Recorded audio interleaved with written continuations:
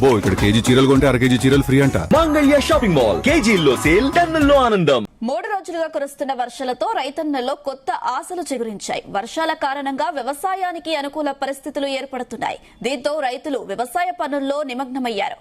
ముఖ్యంగా వరి సాగు ప్రాంతాల్లో రైతులు కుటుంబ సభ్యులు కూలీలతో కలిసి నాట్ల పనులను వేగవంతం చేస్తున్నారు. శ్రీరామ్ సాగర్, నిజాం సాగర్, కౌలాస్ నాలా ప్రాజెక్టులోకి భారీగా వరద నీరు చేరుతుండటంతో జల కలసంతరించుకుంది. ఈ వర్షాలతో సాగునీటి సమస్య తీరిందని రైతులు ఆనందం వ్యక్తం చేస్తున్నారు. ఈ వర్షాలు ఇలాగే కొనసాగితే ఖరీఫ్ సీజన్లో పంటలు ఆశాజనకంగా ఉంటాయని రైతులు ఆశాభావం వ్యక్తం చేస్తున్నారు. మరింత సమాచారం మా ఉమ్మడి నిజామాబాద్ జిల్లా ప్రతినిధి అంగిరేకుల సాయిలు అందిస్తారు. నిజామాబాద్ జిల్లాలో వర్షాలు జోరుగా కురచడంతో ఒక్కసారిగా ప్రాజెక్టులన్నీ జలకలను సంతరించుకున్నాయి. ప్రధానంగా మనం చూస్తే శ్రీరామ్ సాగర్ ప్రాజెక్టు, అదేవిధంగా నిజాం సాగర్ ప్రాజెక్టు, అలాగే ఏదైతే మనకు దగ్గరలో ఉన్న కౌలాస్ నాలా ప్రాజెక్టు, ఈ 3 ప్రాజెక్టులలో దాదాపు ఒక నిండుకుండలాగా తయారైందని చెప్పవచ్చు. అయితే ప్రధానంగా మనకు ఏదైతే గత 3 రోజులుగా కురిసిన ఈ భారీ వర్షాలతోటి ఒక్కసారిగా రైతుల్లో ఆనందం వెల్లివిరిసింది. వాళ్ళు ఇప్పుడిప్పుడే పొలం పనుల్లో నిమగ్నమయ్యారు. అయితే గతంలో నెల కిందట మొగులకు ముఖమేసి చూసిన ఆ రైతన్నలు ఈ రోజు వర్షాలు పడడంతో ఒక్కసారిగా తమ పంటలను ఏదైతే నాట్లు వేసుకోవడం అనేది ప్రారంభించారు. అయితే ఈ క్రమంలో ఏదైతే రైతన్నల ఈ పొలం పనుల్లో నిమగ్నమైన కారణంగా అనేక మంది ఇప్పుడిప్పుడే వాళ్ళు ఆశలు చిగురుస్తున్నాయని చెప్పవచ్చు. మాది ఇక్కడ 8 ఎకరాల భూమి ఉన్నది.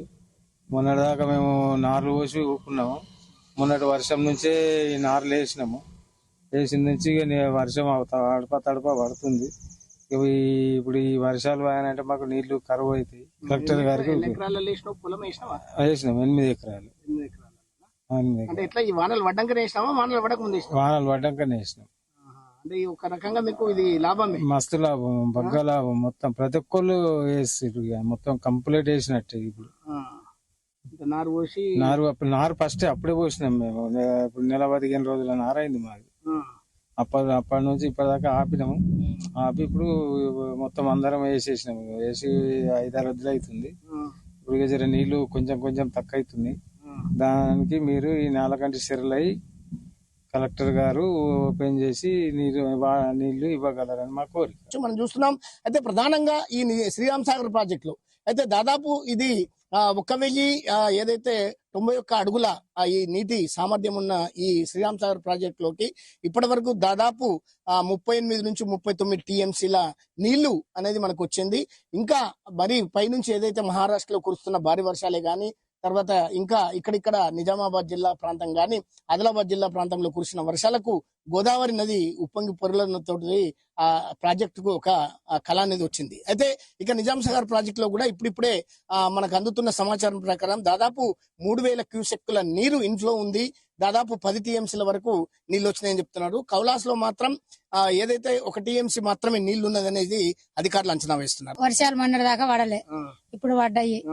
ఇప్పుడు పర్వాలేదు, దొరుకుతున్నాయి. మొన్నటి దాకా ఎండలు కొట్టి మొగులకే ముఖం పెట్టినాం. ఇక ఎట్లా అని బాగా ఇబ్బంది ఉండే. ఇప్పుడు కొంచెం వానలు పడ్డాయి, కొంచెం పర్వాలేదు, కైకిలు దొరుకుతుంది. ఇక అటు ఇటు పోతున్నాం. జర అంటే ఏం పని చేస్తావు నువ్వు?